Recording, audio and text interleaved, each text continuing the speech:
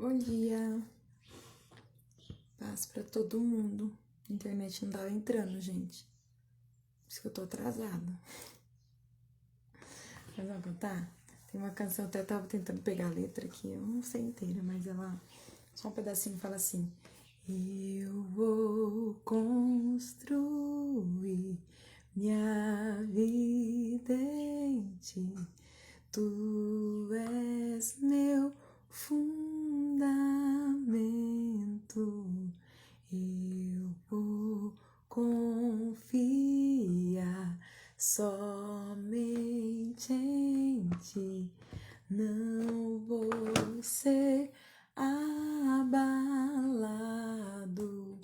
eu vou construir minha vida em ti, tu és meu fundamento, eu vou confiar somente em ti, não vou ser abalado. A Senhor diz: bom dia, Fer. Bom dia, Diana, paz, Mandinha. E acho linda essa música, ela fala: eu vou construir minha vida em ti, né?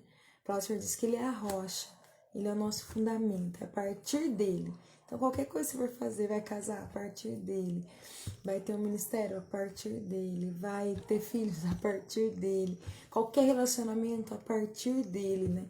Que ele seja o nosso fundamento realmente.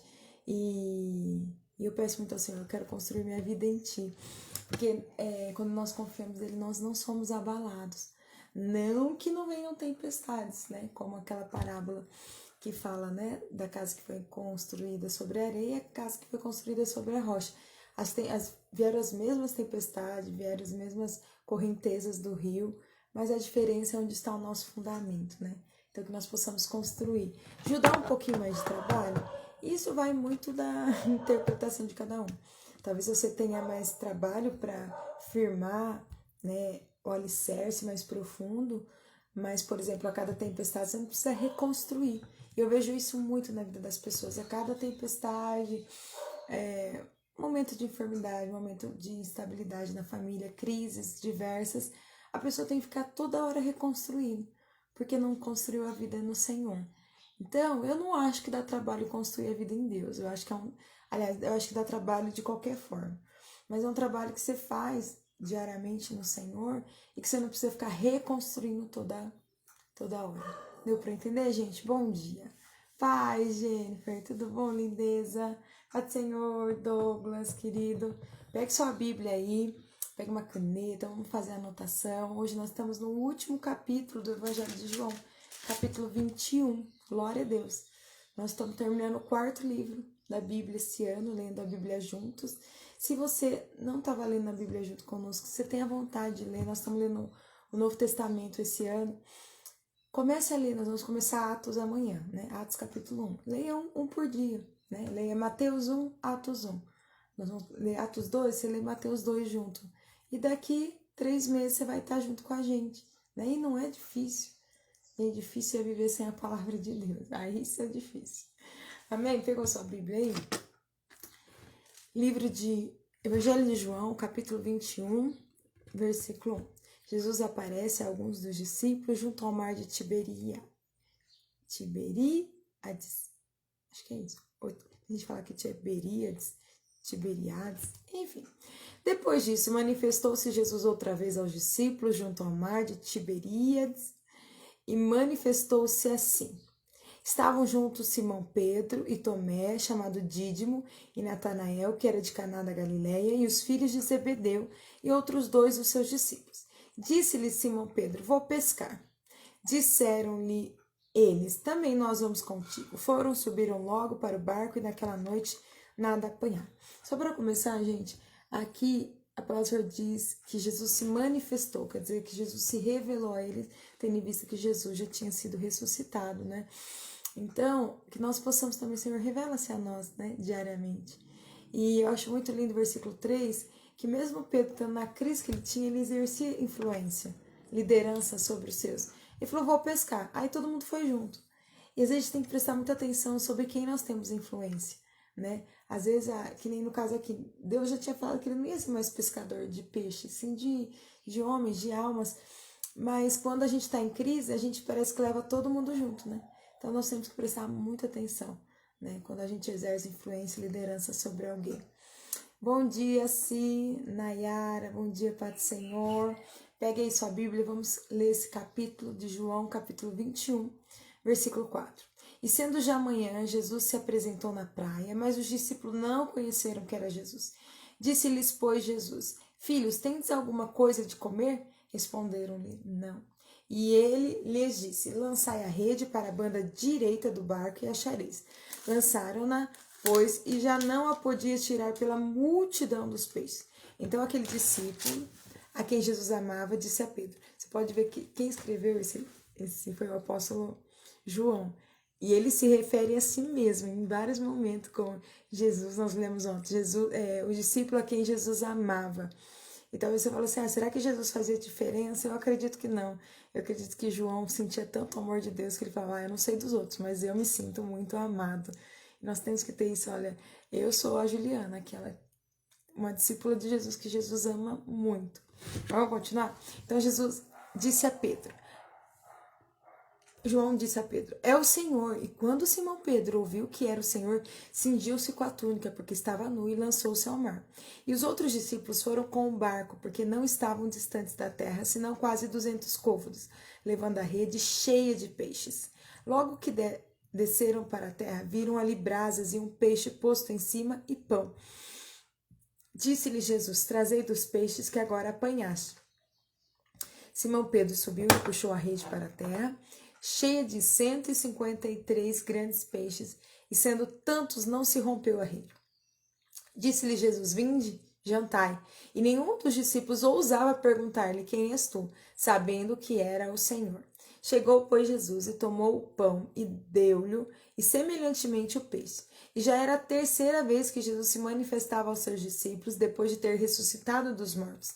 E depois de terem jantado, disse Jesus a Simão Pedro, Simão, filho de Jonas, ama-me mais do que estes? E ele respondeu, sim, Senhor, tu sabes que te amo. Disse-lhe, apacenta os meus cordeiros. Tornou a dizer-lhe segunda vez, Simão, filho de Jonas, ama-me? Disse-lhe, sim, Senhor, tu sabes que te amo. Disse-lhe, apacenta as minhas ovelhas. Disse-lhe terceira vez, Simão, filho de Jonas, ama-me? Simão entristeceu-se por ter dito terceira vez, ama-me? Ama-me? Disse-lhe, Senhor, tu sabes tudo, tu sabes que eu te amo. Jesus disse-lhe, apacenta as minhas ovelhas. Na verdade te digo que quando eras mais moço, te cingias a ti mesmo e andavas por onde querias. Mas quando já fores velhos, estenderás as tuas mãos, e outro te cingirá e te levantará para onde tu não queiras. E disse isso significando com que morte havia ele de glorificar a Deus. E, dito isso, disse-lhe, segue-me. E Pedro, voltando-se, viu que o seguia aquele discípulo a quem Jesus amava, e que na ceia se recostara também sobre o peito, e que dissera, Senhor, quem é que te há de trair? Vendo Pedro a este, disse a Jesus, Senhor, e deste, que será? Disse-lhe Jesus, se eu quero que ele fique até que eu venha, que te importa a ti? Segue-me tu. Que às vezes a gente quer falar, comigo tudo bem, eu vou morrer de uma forma, né? Ali Jesus está dizendo que Pedro morreu de uma forma, ele foi assassinado, né? Perseguido. E às vezes a gente fala assim, e o outro também, Jesus? Aí Jesus está dizendo, faz assim, me segue você, né? Que para cada um eu tenho um destino. E às vezes a gente fica nessa comparação. Quando a gente não se sente amado, a gente fica se comparando ao outro. Aí a gente fica inseguro, a gente começa a pôr exigências na vida, assim, do nosso cônjuge, a gente é inseguro, tem ciúmes, na igreja, no trabalho, a gente nunca tem segurança que nós somos amados, aceitos pelo Senhor, e aí a gente se torna essa pessoa. E o outro? Não se compare a ninguém, amém? Deus te criou de uma forma rara, única, não se compare a ninguém, não entre nessa comparação, amém? Vamos terminar? versículo 23 de João 21. Divulgou-se, pois, entre os irmãos esse dito, que aquele discípulo não havia de morrer. Jesus, porém, não lhe disse que não morreria, mas se eu quero que ele fique até que eu venha, que te importa a ti? Jesus está falando assim, ó, essa é a minha vontade, e o outro é o outro, você é você. Este é o discípulo que testifica dessas coisas e as escreveu, sabemos que o seu testemunho é verdadeiro. Há, porém, ainda muitas outras coisas que Jesus fez, e se cada uma das quais fosse escrita, cuido que nem ainda o mundo todo poderia conter os livros que se escrevessem. Amém. Amém, gente? Então, em nome de Jesus, se você é essa pessoa que vive se comparando com outras pessoas, às vezes alguém pede alguma coisa para você, você fala, não, e o outro? Não fique preocupado com o outro. Viva a sua vida para a glória de Deus. E que você possa ser como João, falando, não, aquele discípulo a quem Jesus amava. Se nós soubermos o nosso lugar em Jesus, o quanto Ele nos ama, nós estaremos tranquilos. Amém? Vamos orar? Papai, a sua palavra é tão poderosa, tão magnífica, ela penetra dentro de nós. E quantas vezes, Senhor, nós ficamos realmente nas nossas crises. Pedro estava saindo das crises dele porque ele havia negado o Senhor, e ali ele foi confrontado se ele te amava. E o Senhor, nesse confronto, estava curando a Pedro, fazendo ele confessar, Senhor, assim como 3 vezes ele te negou, 3 vezes ele declarou o seu amor a ti.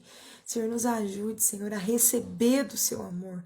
Se revela a nós, se manifesta a nós, que nós possamos sentir o seu amor, sentir que somos amados, aceitos.